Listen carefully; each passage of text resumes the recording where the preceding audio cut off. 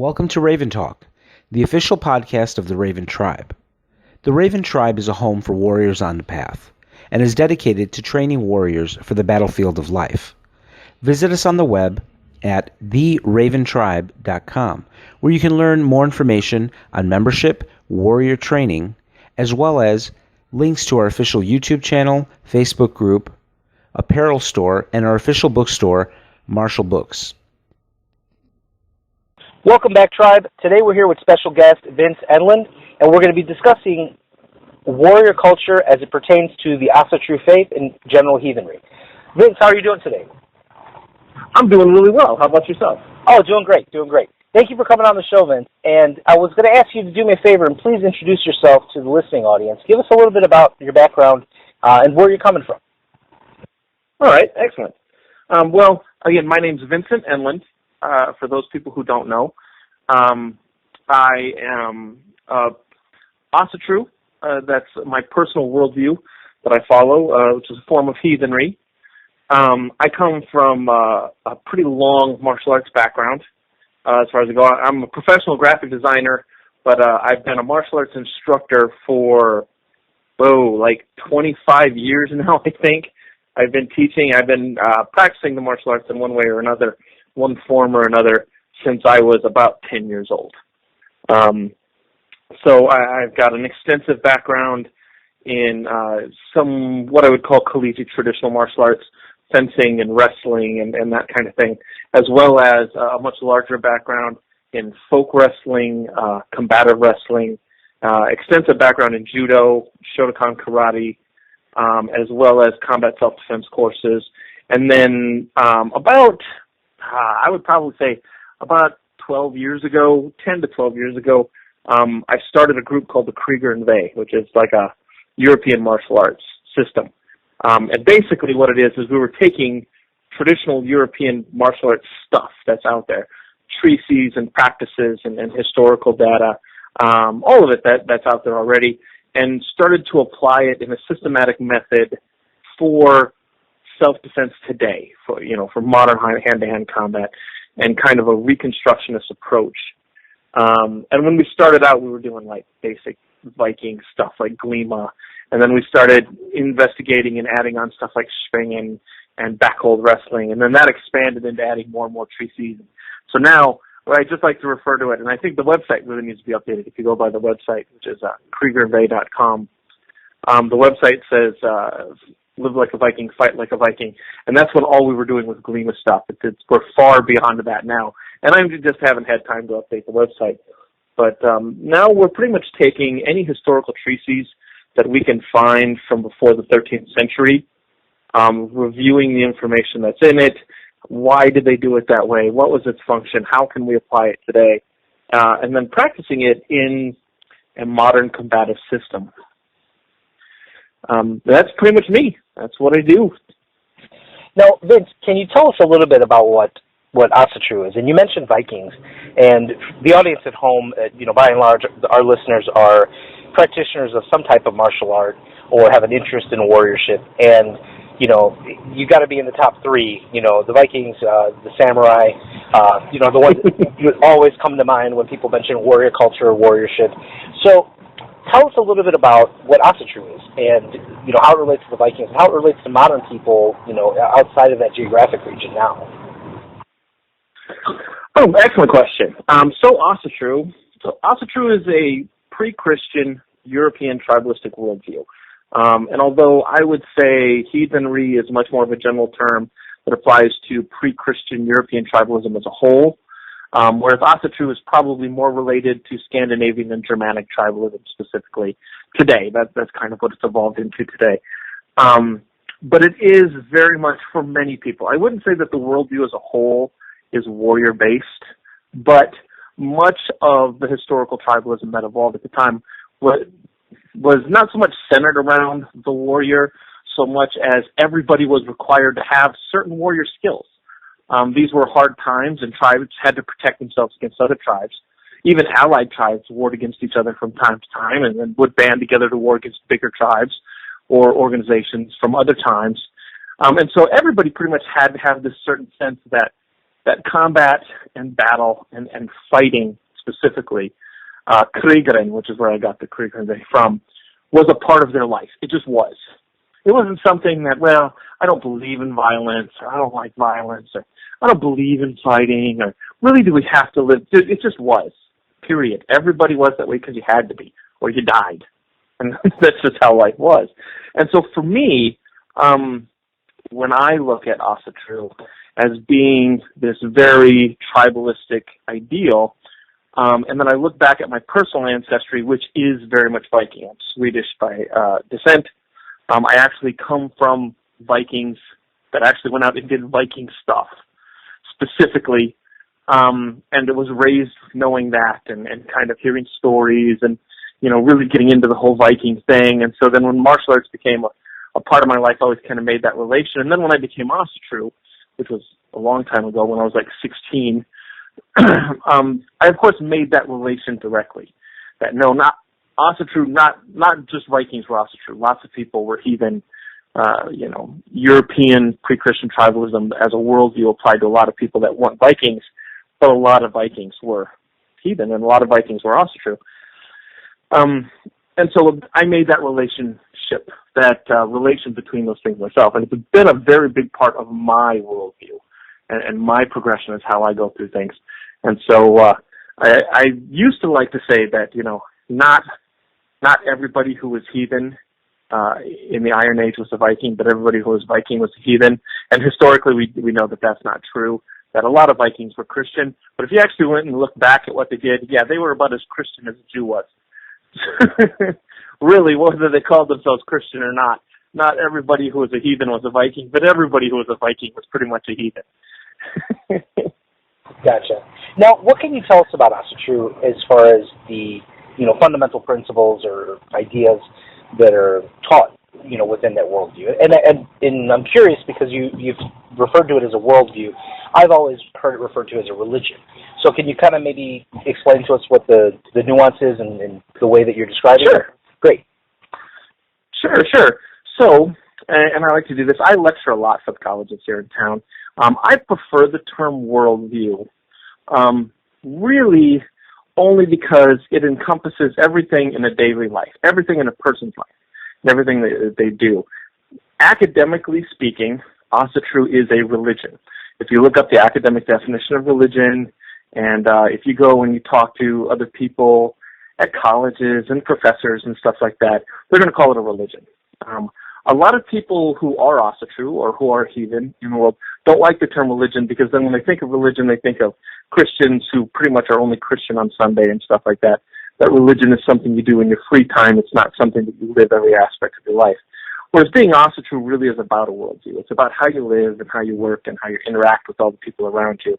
And so I use the term worldview specifically because most other Asatru and heathens prefer the term worldview themselves. And so now I like this little phrase. I'm looking it up right now. I wrote this little piece up on what Asatru was. I wrote it for a class once. And I'm pulling it up on my computer at the moment. There we go.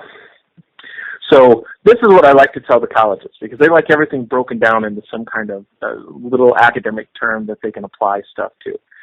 And so Asatru is a world-accepting, pre-Christian European folk way, which we better ourselves through a web of right relationships among region, folk, and soil that we maintain within our inner guards through a gifting relationship to which luck can flow and we can build a better standing for ourselves within our personal communities.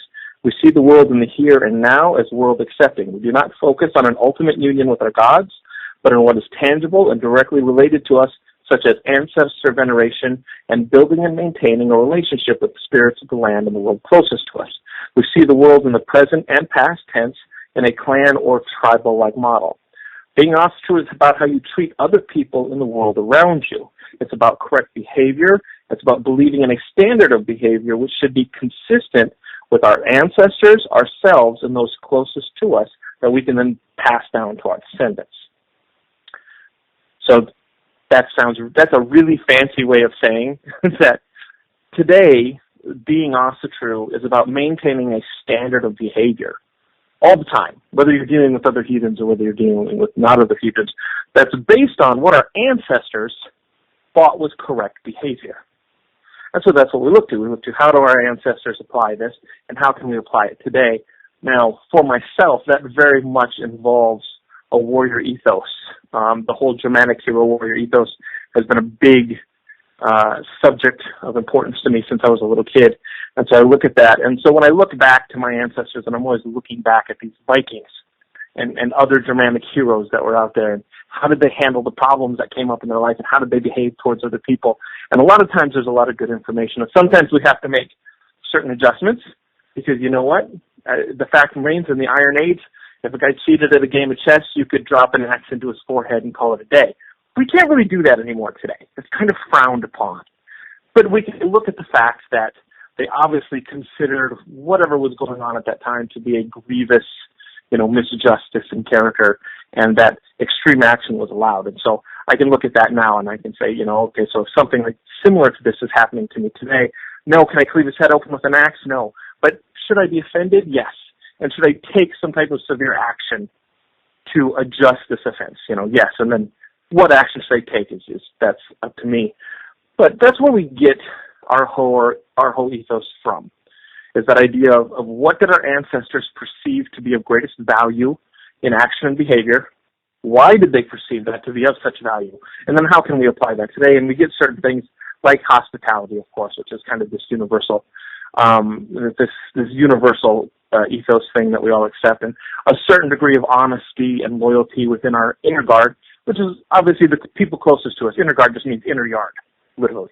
So, that's how we treat the people closest to us. And then how do our actions outside of those people reflect back on the people closest to us? And then that's how we build our ethos and we work from there. I go off on little rants sometimes. I hope that answered the questions. No, absolutely. And Vince, I'm very curious. The virtues, and you touched upon a few of them, especially hospitality. And we have a mutual friend, and we have had plenty of conversations on that concept. I want to get your opinion, just historically, and even in the present day. What are some of the other virtues that are really emphasized or valued in the Asatru culture? Okay, well, there's several ways to look at it today, and some of them are under big dispute within the Asatru community itself. There's obviously the 9 noble virtues, which a lot of people still use as a resource, and I will say that I am one of those people that value the 9 noble virtues and that use them as a resource. It was a big thing when I first started being Asatru, which was a long time ago. And they are not historical. They are modern virtues that were taken from historical documentation that the people at the time when it was written thought had a lot of value to our ancestors and could be used in a valuable way today. But they are very general kind of values and virtues to apply. Some people today now think that they've outlived their usefulness, that people take them too much like a 10 Commandments kind of thing, which I don't think they were ever meant to be, and they're certainly not written that way. And I don't recommend that people use them in any way like the 10 Commandments. Otherwise, you might as well just stay Christian. They have commandments already. But I always tell people that you should keep them for what they are. They are listed as noble virtues. Look at them that way. Keep them as an ethos. Look at them as virtues to try to better yourself. So how do we look at these virtues? How do we apply them to a Germanic worldview, a historical Germanic worldview, and then what does that mean to us today, and how can we apply them in our lives? And I can never remember all of them off the top of my head, but I do have them, again, written down, so I'm pulling them up right now, because I always tend to forget. But obviously hospitality is one of them, and that's one that I've always found to be incredibly important, at least to me. And it's one that I really push to a lot of other people and stuff like that. And I like hospitality because even those people who don't believe that the 9 noble virtues have value today, and they prefer to take their virtues specifically from academic resources and historical resources, hospitality is still in there. It's still this big thing. We can see it all over. We can see it in all of our ancestral writings, both historical and artistic. We can see it in literature, and we can see it in artwork, and we can see it in archaeological finds and stuff. So obviously hospitality was important, so that's one of the big ones. But some of the others would be truth, honor, fidelity, discipline, industriousness, self-reliance, perseverance. And these are ones that in the past I've applied a type of, when I apply them as my ethos, I always look to, again, that Germanic hero warrior ethos. And how would these things apply to them, and how can I apply that to myself? And over the years, some of these have changed for me. And again, so like inner guard isn't in that list of 9 noble virtues. Yet I believe inner guard, we've learned enough now to know that inner guard and the maintaining inner guard and peace with inner guard and strength in your inner guard is an utmost importance and should be a virtue and ethos that people should apply to their lives. And I think that now when you look at the 9 noble virtues as a modern construct and how can we use it today, or should we even use it today, if we apply the ideas we know about inner guard and being loyal to those people closest to us and behaving correctly to those people closest to us, and from a warrior perspective, being able to protect and serve those people closest to us within our inner guard, we can now look at these same 9 noble virtues and say, how do these apply to our inner guard? And how can I use them to our inner guard? And I think that's where you're starting to see a lot of strength growing within Asatru now. You're starting to see people looking at these virtues, and whether they're taking any of the 9 noble virtues that I listed there, or whether they're applying virtues from more academic literature sources and historical sources, they're now looking to, how does this apply to my inner guard? How do I make it work in that new kind of idea that those people closest to me should be the most important and where everything starts? And then you can look to things like truth and, being honest and forthcoming with those people closest to you. I think honor is again one of those that no matter where you get your virtues and your ethics from, it comes still from our ancestral thing. And that's this total idea that your behavior and your actions and your words should be of honorable intent, whether it's your inner guard or your outer guard. Hospitality, obviously, hospitality starts at home. And so it starts with those people closest to you. Fidelity, being loyal to those people closest to you and those people who've been loyal to you. Discipline, as from a warrior standpoint, especially from a Germanic hero ethos kind of standpoint, I think those people who do not have discipline within their lives are bound to failure, period. And I think that's just something you have to have. Industriousness, anybody who's been heathen or Asatru for any period of time knows how industrious we can be. And I think that's part of what makes a tribe work is individual industriousness.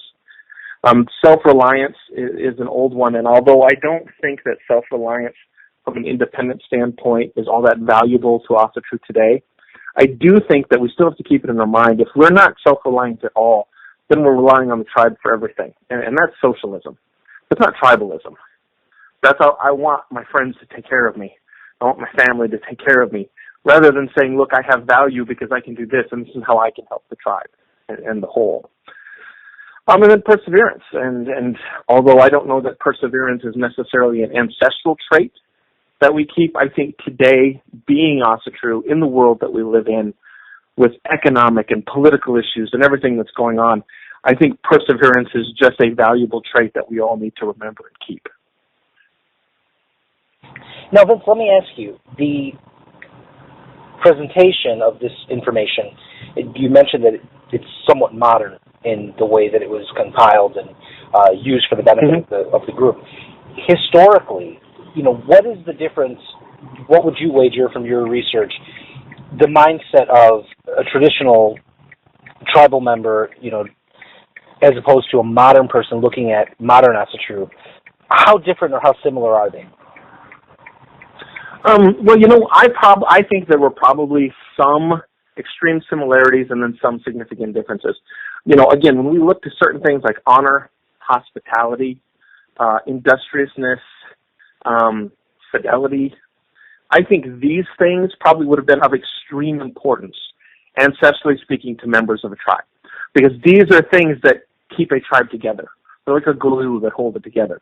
Anyone who wasn't participating in that same type of thing would have been shamed to a point where they left on their own, or they would have been exiled, or maybe even just killed, depending on what it is. I mean, we can look back and see the importance of keeping your word. We can look back to ancient stuff and see in both historical and literary documentation how people who broke their word or broke their oaths were frowned upon and exiled and sometimes even killed. But then we can look at how that maintains itself all the way to the original Gragas, the first book of laws written in Iceland, when it was still tribal and still heathen. And you'd be exiled from the country for breaking your word, for going back on a deal. Tribes, people still killed men for breaking the word and not living up to something they said, and it was accepted. Oh, yeah, you broke your word. Yep, yeah, whatever. To such a point that even our ancient literature talks about a portion of hell, the worst part of hell, being reserved for those people who murdered the innocent and broke their word. That's how big of a deal it was. And so when you look at tribalism from that aspect, from the fact that back then, being exiled from a tribe probably meant the end of your life, you can see how certain things like honor, fidelity, hospitality, industriousness, those ones in particular would have been of such massive value that they would have just been a part of cultural life. You either had these traits or you were done. Whereas now, it's more of a voluntary choice. We choose to behave that way because we want to. And I think that's where we start to get into some of these other traits that were added from a modern aspect. These other traits are, I would say, they're kind of tools to get people on the right track, which is where I still like the Nine Noble Virtues. I think the Nine Noble Virtues are great for getting people on the right track, moving them in the right direction, that the behavior, in my opinion, and I'll point for those people who aren't out there who aren't Asatru, in my opinion, I believe modern culture has led a lot of people astray from the values that existed within our culture all the way up into the early 70s. Most of these traits were still incredibly highly valued culturally by our grandparents. So this is only something that over the last couple generations that we started to let go of. And I think that's where the Nine Noble Virtues can really be useful as a tool in the modern sense, is the fact that it helps get people back in that right mindset, that these are the things we're working for. They're not commandments. We don't expect everybody to be able to live up to every single one of these all the time. That's just ridiculous. We're still human beings. They're virtues. They're ideals that are an ethos that we want to try to live up to because they help us be a better person in a tribal setting. So I think that would be the primary difference. Vince, I'm very curious because the majority of our listeners, I'm going to go on a limb here, and I'm going to wager that the majority of them are monotheistic. And of all the major world religions, I think only one can be classified as a polytheistic religion. And I'm curious to see how polytheism affects the relationship that you have on the spiritual level with your deities. How do you think it? And also, I would like to ask, before you were Asatru, were you a Christian or were you a member of a monotheistic religion? Before I was Asatru, I was UCC, the United Church of Christ, okay. Which is a form of Lutheranism. My family are Lutherans by descent, coming over from Sweden. And the UCC is a branch started out as a branch of Lutheranism. Now it's just kind of this Bible study kind of religion thing now. But it just means it's just the United Church of Christ. Okay, so that's what I was before I became Asatru. So you're in a good position to do a little bit of compare and contrast for us then. What can you tell me about the difference in the way the relationship works with, believers and with the deities? Oh, so that's a really cool thing. And so this is a really interesting thing that I think is good for those people out there who are listening. Maybe you're not Asatru, but you're curious about what is this weird heathen thing these people are doing, or maybe you are Asatru or heathen, but you're new. It's only been a few years, and you're just kind of getting information, getting a grasp on it. So this is the primary thing. When you're a monotheist, specifically Christian, and you know what? I don't even want to say specifically Christian. We'll go specifically Judaic. So this is going to include Jews. It's going to include Muslims. It's going to include every branch of Catholicism and Christianity. So if you're Judaic monotheist, your ultimate goal in your behavior, in your day-to-day actions, in going to church, in asking for forgiveness, in paying penance, in whatever you're doing in your religion, your ultimate goal is a union with the one true God that you believe is the only God, that loves everybody equally, but especially you because you're doing all the right stuff. And so that's why you're going to get to see them, him, she, it, whatever, when you die and move into the next world. Polytheism, especially what I like to call hard polytheism, and this is a big discussion when I speak at the colleges, because there seems to be a line drawn between polytheism as being viewed more as neo-paganism, which is not necessarily polytheistic, or hard polytheism. And so when you look at things like Shintoism, Buddhism, and Hinduism, they are still considered polytheistic, but now they are considered more what they're calling monopolytheistic, meaning they have multiple gods, but really they're all different faces of one bigger, greater God. So they have one really big super god, and then they have all these other smaller gods that are really just pieces of the one big super god. And that's an evolution that has come through there. Whereas Asatru is still very unique in the fact that we are hard polytheists. We have a bunch of gods, and they're all different. And they're not a part of one bigger, they're all just different gods. Sometimes they don't like each other, sometimes they get along great, we never know. And so what this brings in a personality shift as far as how we relate to them spiritually is, unlike monotheists who are looking for that ultimate union, everything that they do is for that ultimate union with the gods. We believe our gods are busy. The reason we have multiple gods is because multiplicity within the universe helps keep everything in checks and balances and moving correctly and accordingly. So our gods aren't specifically following us around like a bunch of hippies, hoping that we love them and cherish them, and they don't care that much about us. I mean, they care about us. Don't get me wrong. I'm not saying they don't care or anything. But, they're not pampering us and taking care of us and watching over us 24/7. They have other stuff to do. They are concerned with making sure the universe doesn't fall apart on their end, whatever their part of it is. And so our ultimate goal is actually more of a union with the best of our ancestors. And then those ancestors have a closer relationship to the gods and goddesses. And so our hope is to impress them so that when we move from this world into the next world, we can stand with them and then be closer to the gods and have more value to the gods. I think that becomes the biggest difference.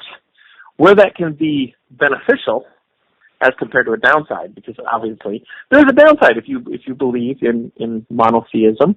The downside is you only have to impress one god. And if you die and you impress that god, then you get to go be with that god. And obviously in heathenry, that's not our goal, so maybe you consider that a downside.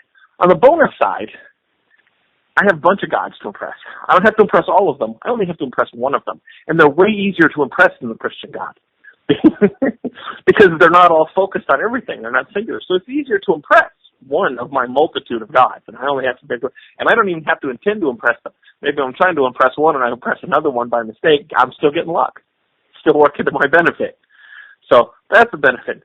Two, by not trying to impress a god, the idea that we as people can be equivalent to a god is really kind of an ego thing that we get from Christianity. We're just people.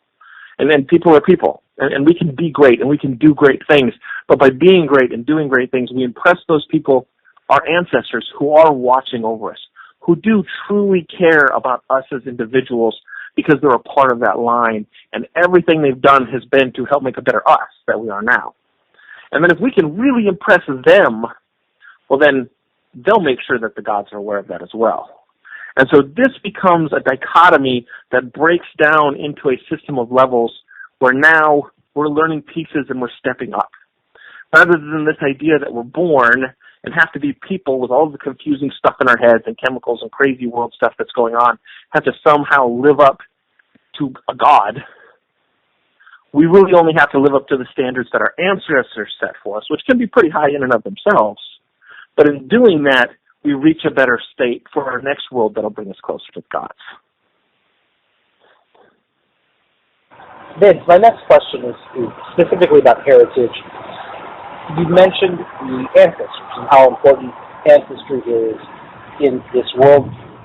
Now, one of the things that I've encountered in my personal life is the existence of people that have no connection genetically or historically to the areas of the world where this worldview existed, that are adopting Asatru and they're adopting these values and wanting to be part of that. And I'm curious to know how the community views that. Is that something that's encouraged? Is it something that, you're kind of like, well, yeah, maybe, or is it a positive thing to include people from different ethnic backgrounds and geographic backgrounds into a worldview that's very specifically, like you said, European? That brings up some interesting questions that exist a lot now. And you're right, there's a whole host of these issues that evolve around cultural relationships and non-cultural relationships within Asatru and Heathenry today. Let me be first and foremost to say there is no Asa Pope. There's no heathen pope. There is no central heathen authority to tell someone whether they are or not Asatru or heathen or can or cannot practice what we practice and worldview. So anyone that tells you otherwise is wrong. On that note, that is the bonus of interguard. There are some small groups that are going to be douchebags and some small groups that are going to be awesome because this is how that stuff works. That's the intent of interguard, is that your local community and the community closest to you has the most value. And also that you then associate with those people who are closest to you. My phone's making a weird beeping noise. Can you still hear me? Oh, yes, you're still with us. Okay, cool. Just wanted to make sure. And so with that in mind, yes, back in, and I'll be straight up with this, back in the 80s and early to mid-90s especially, that was the big one, there were a lot of racist organizations using Asatru as an excuse to excommunicate people that weren't white. It was a white religion. It was for white people. Well, we know that that's not true because our ancestors were from all over. Yes, they were primarily white because they were European, but they weren't specifically that way, and they interacted and they traded with people all over the world, and many that weren't white. And we know they did because they had positive names and negative names for them, which means that there was a vast amount of communication so that they could develop the reason to have positive and negative names. So there was this interaction, there was this acceptance, there was this movement. When we look at it today, we also have to look at the fact that we're looking at two primary issues. One, this is rooted, Asatru and Heathenry today is rooted in European pre-Christian tribal culture, which was, by its very name, very tribal. So it was isolated within the tribe, and there were variants from one tribe to the next tribe. But we also have to use the term rooted. We're no longer rooted in tribalism. We are no longer rooted in a tribe that we were born into, will live in, and die into. Some people are, but very few. And from a modern aspect, we're building tribes now, and we're building tribes in a different world. And if we look back at those cultural worldview standards and we apply them to ourselves today, the way they did, they applied them to themselves within their regional areas. Okay? My regional area is far more than just white people. It's far more than just Europeans, because my regional area is here in the southwest Arizona. There's a lot of different cultural ancestry, but it's still the same culture. Everybody that I'm dealing with is American. So from that standpoint, I can look and say that if I'm building a tribe today, the values that are important to me, looking back at my ancestors, weren't white values. They weren't even European values. That was really just a coincidence because they didn't travel as much. What they are is their regional values. I look at my regional values and I look at my tribal ancestor values and I apply those together in a modern sense. And it leads to the idea that just because you're not of European descent doesn't mean that you can't practice heathenry. If you move to Sweden and become a citizen of Sweden, you are now a Swede. And if you wanted to practice Fjorn said, you could, because you're a Swede. Didn't mean you were born there, but you are there now, and you are an actual Swede. And let's take it one step further. Your parents migrate to Sweden. You were actually born in Sweden, even though they were from New Guinea. I don't know. You are a Swede. You're born and raised in Sweden. All you know is being a Swede, because that's where you're born and raised. Are you less entitled to the same cultural value of Swedish heathenry than any other Swede who was born in Sweden? And as an American heathen, which is why I push the American heathen ideals and whatnot, I'm from Sweden ancestry, but I was born in America. My mother was born in America. My father was born in America. My grandfather was born in America. I'm an American. Served in an American military. I served in service to my American Constitution. So I'm an American heathen. If another person who's also an American decides that these ideals and these worldviews and these virtues have value to them and want to learn and grow and be a part of that, don't they have the same right to it that I do? Because my ancestral values would say that, yes, they do. And so that's how I look at it. And I think the vast majority of Asatru look at it that way. There are still those who don't. There are those who believe you're either of European descent or you shouldn't be practicing Asatru. And a lot of them aren't even racist. They just believe that, you know what, if you're not of European descent, there are other cultural religions.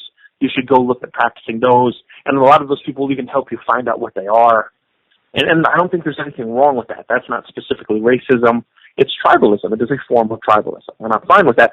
It's not necessarily my worldview, and I would certainly say that it's probably not the majority either.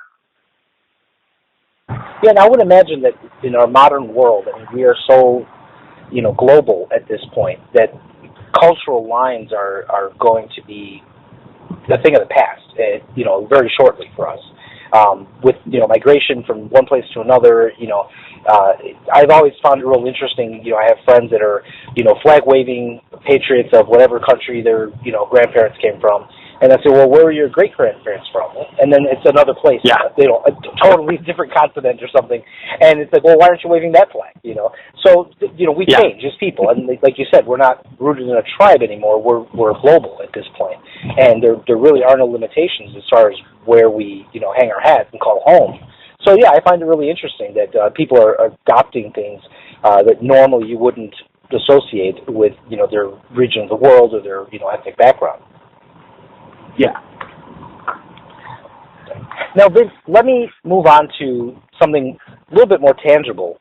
Let's talk about the martial practices and how they relate to Asatru. And you mentioned early on in the interview that some level of warriorship, practical physical warriorship, was just a life necessity.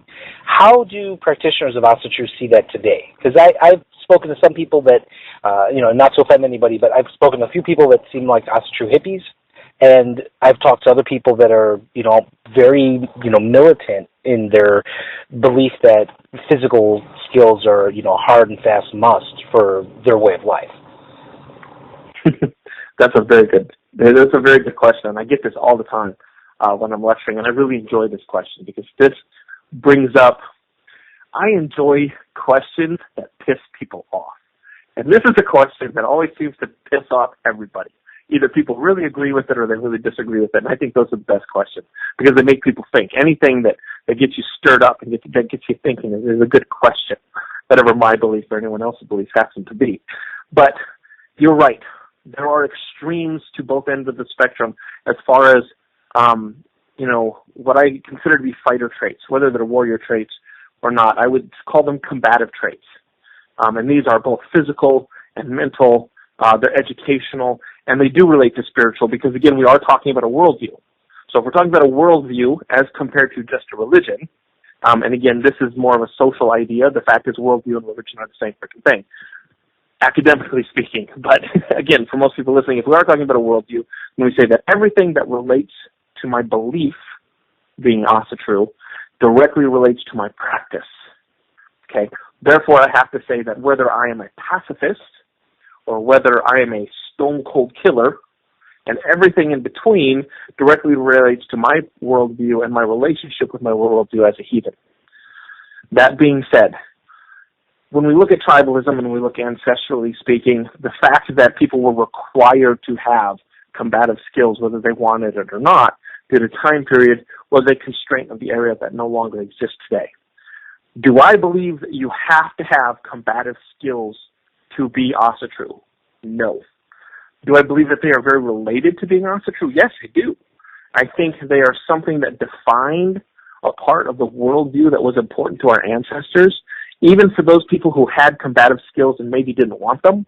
Again, I don't have any examples of that, but I'm sure there were people out there who had to learn how to fight who just absolutely hated it and hoped they'd never have to fight, but understood the value of having the knowledge and did it anyways. So I'm sure there were people out there then. So whether you want it or not, whether our ancestors wanted to know these skills or not, I think understanding their place and understanding their value both to our ancestors and how they can be of value to us is very related to being in a tribalist worldview today. It really helps us to understand how our ancestors thought, how they viewed the world, and how can we view the world through their eyes today and make that fit in. So for me, I view combative skills as personally a necessity for being Asatru. I think it's part of my place in the tribe. I think it's part of my place to make sure everyone in my tribe has some type of knowledge of this. Not that I think, but I don't take it to the extremes. And I think that's where you'll find most Asatru. I think a lot of Asatru people, especially those that are in tribal, like kindreds and fellowships and groups, very much see the value in somebody having this knowledge that can share it if they wanted it, if not everybody having some piece of the knowledge. You do get to the extremes of either side, where you have, I've met whole kindreds, whole tribes of Asatru people that come together that are total pacifists. It's the 21st century, and the idea that you need to know how to use a gun or how to fight or how to be violent is absolutely ridiculous, and you're just fools. Okay, they are entitled to their belief, and having that belief, I don't believe, makes them any less Asatru today. Because the fact is, today we have police to protect us as best they can. We have soldiers who go to war for us as best they can. And so you can live in a world today as a complete pacifist and never once have to defend yourself. I know completely grown adults, which I never thought I'd say this. When I was in high school, I didn't know a single person that hadn't been in a fight at some point in time in their life, adult or high school level. Every parent I knew lectured me the same thing. Everybody gets into a fight at some point in time in your life. You got to learn how not to be bullied and how to protect yourself and how to at least stand up like a man and take a punch, something. Now, I know full-grown men older than me who have never been in any type of physical altercation with another person ever, and think that the idea that anyone would is absolutely ridiculous. Okay, I disagree with that, but the fact is, in today's society, you can have that mindset, and it does not directly affect your practice of Asatru. But I do think that it affects your view if you're truly trying to understand how our ancestors saw the world and apply it in your life. I think taking that mindset really detracts from the tribal aspect, and I think it really detracts from your value as a heathen to your ancestors. What are your ancestors going to think of you? I think they're going to think less of you because of it, because you aren't at least open to the idea of where violence has value. On that same note, if you are one of these hardcore guys who thinks that your only value to Asatru is violence, and that is what your life revolves around. You lift weights and you fight, and you lift weights and you fight, and you lift weights and you fight, and if you do anything else, you're not really Asatru. I think they're just as wrong as the other extreme. True, there is value in that. There is value in being strong. There's value in having combative skills. There's just as much value in the person who wants to be educated, who would rather read historical books and have a better understanding of academic or literary or artistic history, and they think that has more value. The fact is they both have value, and our ancestors valued both. Our ancestors valued your ability to be physically strong. They valued your ability to fight in combat and defend yourself. They also greatly valued, and we see it in the literature all over the place, they greatly valued the person who was intellectual, the person who understood the laws, the person who could recite poetry, the person who could name his lineage back more than 5 generations. And we even see that in Odin, who talks about he knows the names of all the kings back to the beginning of men. How many other fools can do that? So he talks about the fact of how much knowledge has value. And so I think that in having this kind of balance, that's what really helps connect you to our ancestors. Knowledge is very easy to come by in the world we live in today, whereas combative skills take a lot of self-discipline. Whether you're taking it to extremes or whether it's just kind of a hobby on the side, either way, it takes a pretty good degree of self-discipline. And I think that's what really, really connects you as a virtue to being Asatru. The self-discipline to take these skills, to use them, to learn them, to know them, or even just be familiar with them, even though you may never need them. So Vince, tell me, if somebody out there is interested in pursuing an investigation of what Asatru is, if they want to come out and meet people that are actively involved with, kindreds and groups, where do you recommend that they start? Should they, just jump on the web? Is that, maybe not the best thing to do? Do you recommend any particular avenues more than another? for people to start investigating this? I think there's a lot of good ways to start investigating it. I would say do not jump on the web immediately and say, okay, what is Asatru? And I'm going to go talk to a bunch of people and figure out what it is. Start with a couple of books, and not big, giant, thick, massive ones either. There's a book out there called We Are Our Deeds. Most people, not myself because I'm dyslexic, but most people can read it in a couple days. It's not that thick of a book. But it is an exceptional book that talks about the importance of interguard and behavior and why it was so important to our ancestors. And then another book is the mythology, Norse mythology. And it's not the Poetic Eddas, but it's the stories of the Poetic Eddas told in regular story form rather than poetic verse. I think if you read those two things to start with, you get an idea, and you read them in that order, of really kind of how our ancestors may have saw the gods and each other. And I think if at that point you're still interested in going down this avenue and learning more, you can go to the web. There's a lot of good websites out there. Contact me. I'll be happy to send you links of websites, lists of books. Lately, I've been pointing people away from Facebook. Do not go to Facebook to learn about Asatru. There are a gazillion places on Facebook. Some of them are good. 90% of them are just weird crap. And it's full of everybody and their opinion on everything under the sun. And if you don't agree with their opinion, they're going to shame you and talk crap about you. And I've known so many people who have been disheartened because they went to Facebook looking for answers, and all they got was insulted and interrogated. But there are a lot of great resources online. There are a lot of good people you can talk to that will give you great personal information and great historical information that could help you out. And once you've got a little bit of information from reading it online, at that point in time, I think it's good to go out and try to find other heathens to talk to. Because the fact of the matter is there are a lot of great heathens out there worth talking to. And there's a lot of crazy nut jobs. Just like every other religion and worldview in the world, we have a lot of great people and a lot of crazy nut jobs. But you're never going to know who they are until you go out and try to meet them. And really being Asatru is about interacting with other Asatru people. And so you need to, at some point in time, go out there and find them, whether you ever become part of a tribe, or whether you ever become part of the kindred, or whether you ever even truly become Asatru. The best way to learn is to go out there and meet them. And I'll give you an example. So one of the professors that I teach, I shouldn't say teach for, he's the professor, I just lecture for him, but I lecture every semester. And his name is Professor Valley. He is now Asatru and part of our kindred. But I met him like 8 years ago. He hunted me down online, sent me an email, texted me, we met for coffee, started talking. This started the whole thing where he just had questions and questions. He is the board chair director of world religion and philosophy at a college here in town, in Phoenix. And so he just had all these questions. He just wanted to understand and know more and learn more.